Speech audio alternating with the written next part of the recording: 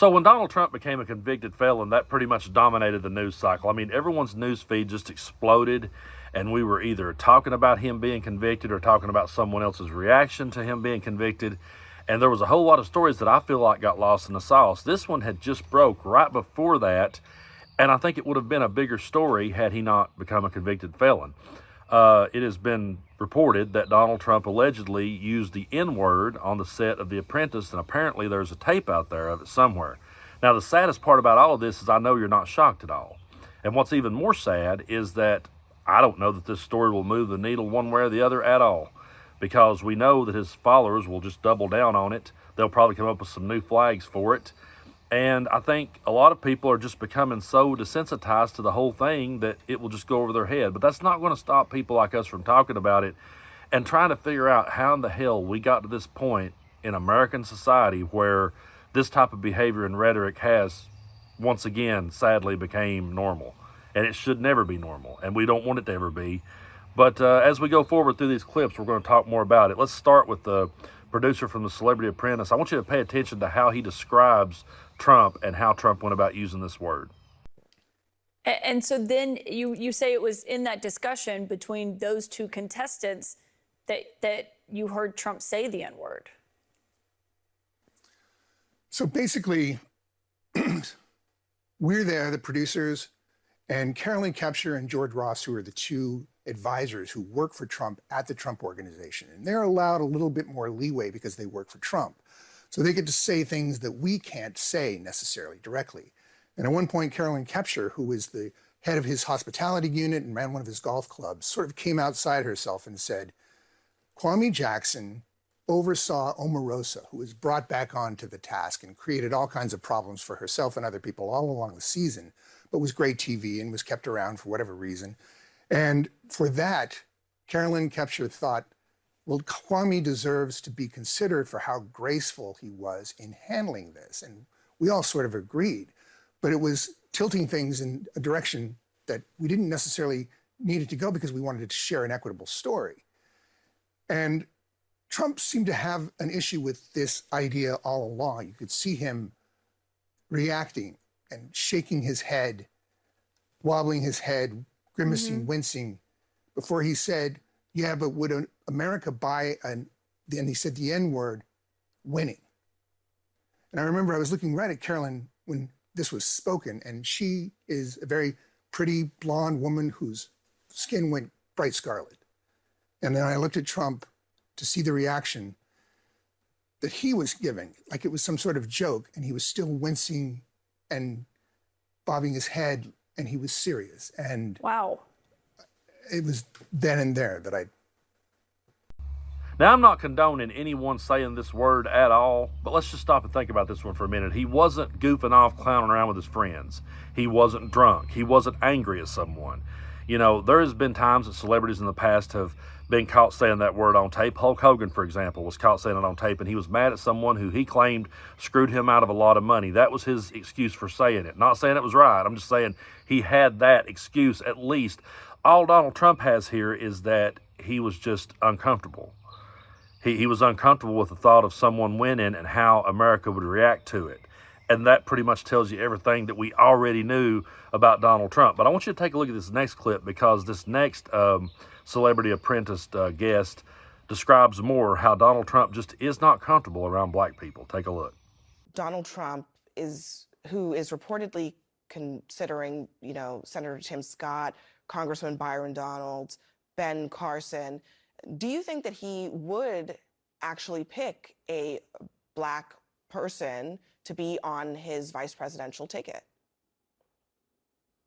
I've never known Mr. Trump to be comfortable around black people. I think he might be comfortable around a certain sliver of black people, a certain type of black people, but I've never known him to be comfortable in our general company. I remember when I was on The Apprentice, there was always this stilted interaction between us where he couldn't quite figure me out. I was that, unicorn Negro, and I'm trying to figure out, how do I interact with this guy? Do I dap him up? Do I talk about sports? Do I, refer to his Wall Street experience? He can never quite figure out my background and where I fit in. And so I've never known him to have comfort around anyone who's not just in his small box. And so I would think it's very unlikely that, no matter how much, Tim Scott acts like a buffoon, no matter how much Ben Carson acts like a yes man, no matter how much they say, we sick boss, there's not an opportunity for them to, go and basically, slide their way into that opportunity or that job. Now, I know what so many people in my part of the world would say to me. They'd say, but wait a minute, Brando, this guy's good friends with guys like Don King. He's promoted boxing matches in the past. And I always go back to Donald Trump doesn't have a problem. Like he was saying, Donald Trump doesn't have a problem being around his rich friends and a circle of friends who he's comfortable with. But when he is around people who he doesn't relate to or understand, he's not comfortable with them at all. And this is a guy who's running once again for president of the United States and lacks the temperament to be around people without being, judgmental. I mean, it's truly sad that we're here, folks. But again, I'm not really shocked considering how Donald Trump goes about portraying black people. And a lot of people, this goes over their head because they've never been affected by racism. I can say this.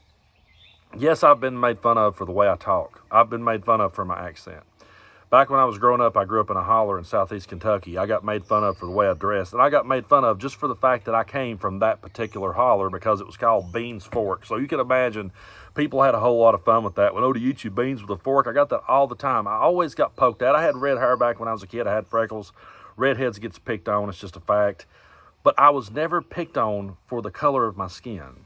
I was never pushed to the back of the line for the color of my skin. I never had to sit on a different part of the bus because of the color of my skin. I never had to sit at a different counter. I never had to experience any of that. And so if I can grow up in the part of the world that I grew up in and come to realize these things, I don't see how other people can't see through just how much Donald Trump has exploited and insulted black people, because he goes out there and creates a line of sneakers, and then Fox News tried to say that was him appealing to black people. Remember this one? Because they love sneakers. They're into sneakers. They love this is a big deal, certainly in the inner city. So when you have Trump roll out his sneaker line, they're like, wait a minute, this is cool. He's reaching them on a level that defies and is above politics. The culture always trumps politics. And Trump understands culture like no politician I've ever seen. Question for you on that point, though. Yeah. Will the people that are excited about the sneakers and excited about Donald Trump, will that translate into them going out and voting for Donald Trump? Well, anybody willing to put $400 down for a pair of sneakers? Yeah, I think that's commitment and love. Anyone who would try to sell that as Trump is appealing to black people clearly has no understanding of racism, clearly has no understanding of what it's like to be on the receiving end of it, because if so, they would realize just how truly insulting that was. And if that wasn't bad enough, you also got to remember that when Donald Trump got his mugshot, he thought that would appeal to black people. And I found this clip here, it's an older one, but I found this clip here of the Reverend Al Sharpton reacting to that, and I just think he knocks it out of the park. Take a look. Help me understand, why would black Americans relate to Donald Trump there? I don't understand the connection. Well, first of all, let's be clear. Donald Trump is using the stereotype of blacks being criminals, and therefore we would gravitate towards somebody in a mugshot. He's in a mugshot for trying to interfere with an election. Blacks were arrested to get the right to vote. That's what the marches were about. It is the epitome of an insult also when you think of the fact that it is a black man that is prosecuting him in Manhattan, Alvin Bragg, a black woman in Georgia, a black woman, the New York State Attorney General Letitia James. So he's saying that black people would relate to someone indicted for trying to undermine the elections by blacks, but we would go with him rather than them. The other part of this that is so amazing is Donald Trump himself has been part of these kinds of unfair prosecutions of blacks. It was he that took out ads in newspapers calling for the death penalty of 5 young black and brown boys of raping a white woman in Central Park who went to jail falsely. It was later proven they didn't do it because of DNA. Donald Trump said no, punish them anyway. So all of a sudden, I've been in this movement for 40, 50 years, I've never seen him stand up for blacks that were treated wrong by the criminal justice system. But now he's a symbol of being persecuted. He's being persecuted by black prosecutors, a black woman judge in the federal court in Washington, D.C., and any shameless blacks that are standing there applauding him needs to check the facts. Donald Trump is a rich, pampered, spoiled white dude who has had everything handed to him his entire life. He was born with a silver spoon stuck up his ass, and that's how he'll be the rest of his days. This guy has been found liable of sexual abuse. He's been found guilty of fraud. He's now a convicted felon. He tried to overturn an election that he knew he lost, tried to overthrow his own government. He took nuclear codes and documents that he wasn't supposed to have and refused to give them back on time. And yet he rides around in a Learjet and gets in front of a microphone anytime he wants to and mouths off all day long, has his own platform that he can type in all caps all day long, and then he wants to sit and compare that to Martin Luther King? I mean, he really wants to sit and act like he's some sort of victim like that? You're really going to compare that to George Floyd begging to breathe with a knee in his neck? You're going to compare that to Breonna Taylor being shot in her sleep? How sickening and how low can we let this guy continue to go? He brings out rappers with a criminal record out at his rallies and parades them around and talks about how he would love to have their gold teeth.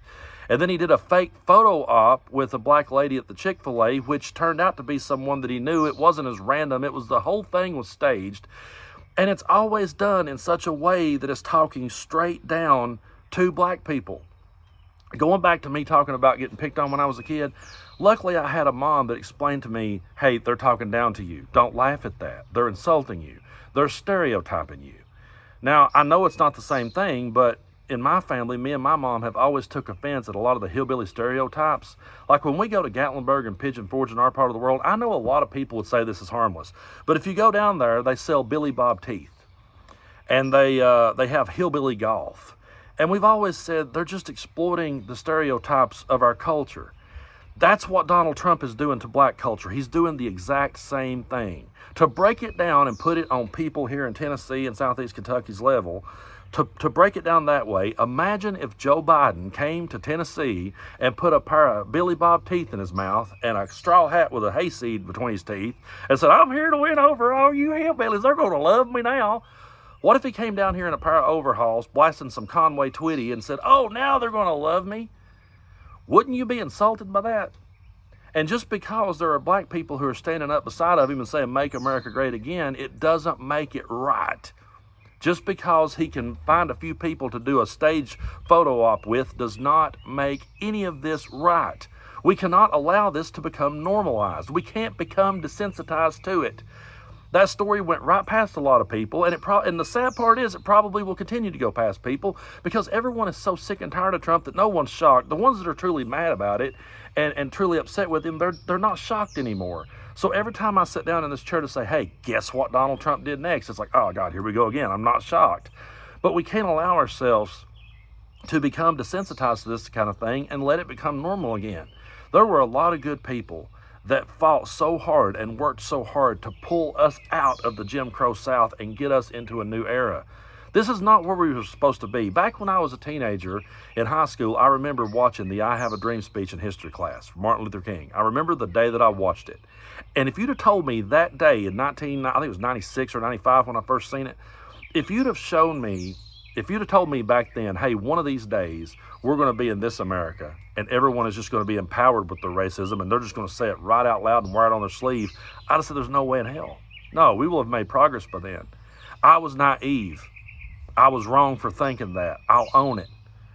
And to the black people out there watching this video, I'm going to be brutally honest with you. I'm not always going to get it right. You know why I'm not always going to get it right? Because I do not know what it's like to be black and be in America. But I'm sitting over here, I'm listening, and I'm trying to learn. And I encourage more people to do the same thing. Just shut the fuck up for a minute and sit and listen and try to learn and try to have an understanding. Because when a presidential nominee can use this word and people's just so tired of him that they give him a pass for it, that's a place we were never supposed to be in this country. And we cannot stand for it for 1 second.